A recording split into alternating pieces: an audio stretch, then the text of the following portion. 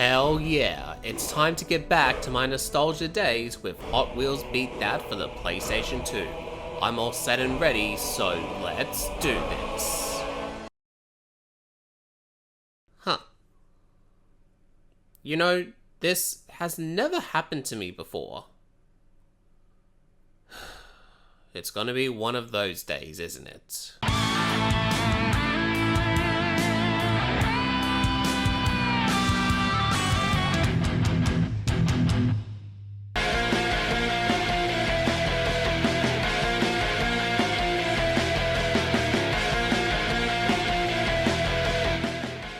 It's been quite a long time since I've checked out a racing video game, let alone a video game from the PlayStation 2 era. An era which back in the time had a massive library of games to play both for young and mature audiences, and I myself have been quite keen on revisiting my childhood video games I grew up with, and one of those games is Hot Wheels Beat That. Developed by the name of the company I'm refusing to pronounce, so there it is, take it as you will, the game was released in 2007, and the reception at the time was pretty mixed overall. So as a young boy who didn't care about what people think about video games back in the day and just cared about my own thoughts, here comes little old me, all grown up, ready to crush my childhood favorites. Let that be a lesson, never review your childhood games, cause you'll often be disappointed. So let's just hope Hot Wheels Beat That isn't one of them. Now, I love me some Hot Wheels back in the day. My brother and I used to have a toy car collection that we would sit down and play with them all day long. I wonder where they went. Maybe they didn't pass their rego. But now it's not the time to discuss a Hot Wheels car collection, let's start the review. The game opens with a pretty sick intro, not gonna lie. Cars flipping everywhere, dangerous hazards interfering in the races, and of course backed up with a nice song to get you pumped up. Unfortunately, this straight away brings me to an issue. Don't like it? Well, here's a tissue. And that issue is, I feel the intro to the game is clickbaited. Never thought I would use that word here. The intro shows you can do all these things like jump on a keyboard and bounce around inside a pinball machine, but that doesn't really translate when you actually play the game for yourself. I felt like I was just ripped off on what could have been some epic moments I could partake in. But hey, that's the video game marketing for ya. It's free real estate. We start the game and we get to name our profile, and that name is Sloppy. Over at the main menu, and we get to accelerate over to single player, which acts like a campaign mode slash adventure mode, I guess. It's never really explained. Racetracks and locations will be locked from the start, so your main objective throughout is to play through the races, earn flame tokens, and finish in first place to become the master in Hot Wheels Beat That. Well, that's my guess anyway. Look, this game doesn't really have a story, so that's what I got out of it. The car selection is pretty decent, as there is a number of cars to choose from, and they all have different stats in speed, acceleration, handling, and charge. And to kick us off in the first race, I'm going with Rapid Transit, because I'm bad to the bone. So now it's time to move over to the gameplay side of things, and the question I have to ask myself, is the gameplay exactly how I remembered all these years ago? Well, yes and a no, and I'll explain this as we move forward. For starters, the game looks pretty nice for a 2007 PS2 video game. The car models look up to par with their actual real-life counterparts. A feature I like is the more times you bang your car, you can see damage in your car model. Look at that wreckage. Try to sell that on eBay, you bastards. So while the graphics itself isn't groundbreaking, but it's not the worst looking game overall. However, I can't exactly say the same for the gameplay. The control handling here is acceptable, I suppose. I have already talked about controls in racing games a bunch of times now, so it's not worth repeating it. The game controls just okay. It's not bad, but I have experienced way better. And as for the drifting, it feels off in my opinion. It's not exactly smooth like spreading Vegemite on toast, but rather sliding on some slippery slime. Now that's what I call a slip-up. Okay, fine, I'll stop with the puns. Along with drifting, you can also perform some drafting as well, so you can get some extra points easily. In the racetracks you partake in, you have 4 zones: bedroom, mini-golf, attic, and bowling alley. And in these zones, you have a number of races to choose from, whether it's a standard race, elimination to be the last car driving, and rampage, destroying a number of vehicles before the time runs out. Despite the lack of options for racing, I do enjoy elimination and rampage as it provides an extra layer of challenge. And speaking of challenge, I did mention flame tokens, and in order to progress to unlock zones and racetracks, you have to earn flame tokens by finishing in first place. There's also secondary goals to complete, and by completing those goals, you'll earn an additional token.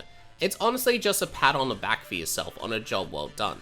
It can come from scoring points, or something random like knocking all the dominoes stack, to name a few. Don't sleep on those secondary goals, as they not only provide more challenge, but even some form of replayability, if you will. In each zone, once completed all races, eliminations, and rampages, you'll unlock a race tournament, and once you win all 4 races, you'll unlock a brand new car. The racetracks and the design of them overall are pretty lackluster, I'm afraid to say. And again, it does go back to the opening shot of the game where you can do so much cool stuff, then the actual game comes around and almost none of that happens. They are standard races, and unfortunately they're nothing special. And I feel like sometimes the races will feel similar as you drive through some of the same pathways you've already driven on, which just removes some creativity on track layouts. Don't get me wrong, I enjoy some elements on certain racetracks, like in underwater washouts when you drive up a hill, then you come down and see a giant fish to drive on through. Fishy, fishy! Or in Bowling Ball Bash when you go inside one of those tube thingies when a bowling ball comes back to you after you've thrown your ball. I thought that was interesting. But other than that, the racetracks here are basic, simple, but not the best racetracks I've come across. And hey, what's a racing game without some power-ups? Because total annihilation is where the fun is. You drive through the ring of fire and you have the opportunity to hit your opponent with weapons like rockets, ice shards, EMPs, and many more. And while the orange ring represents power-ups, the green ring represents boosting. And all I can say is take caution when using them, because sometimes driving over them can cause your car to go so fast to a point where it'll be even more tough to control your vehicle, hence another reason why control handling is not the best here. And as for the blue ring, that represents the upgraded weapons. And this brings me to my next topic. Over on the top right corner, there's a Hot Wheels meter, and to fill it up, you have to grab points, and once it's all filled up and supercharged, you can upgrade whatever current weapon you have into something more powerful. It has its moments, and oh boy, I was hoping to avoid this next topic, but we have to talk about the narrator. Throughout the entire game, you have a narrator that'll narrate what you do. It could be from selecting a track, counting you down to start the race, and letting you know when you have hit your opponent. The narrator in Hot Wheels Beat That is really annoying to me. I think for around every 30 seconds or so, he always has to say at least one sentence, and it becomes a little distracting for me personally. There is a saying that less is more, but the narrator just comments on pretty much anything you do. Even if you were to do a stinky fart, the narrator will probably say great landing. I'm honestly getting flashbacks to Ratchet & Clank 2016 on how Quark comments on everything you do at the beginning stages.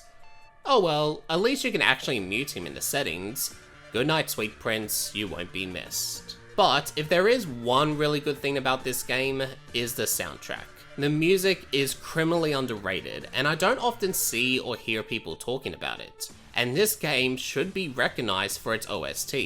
There are a few bangers here, but if I had to select my favorite track from this game, it's definitely the song from T-Rex Rush.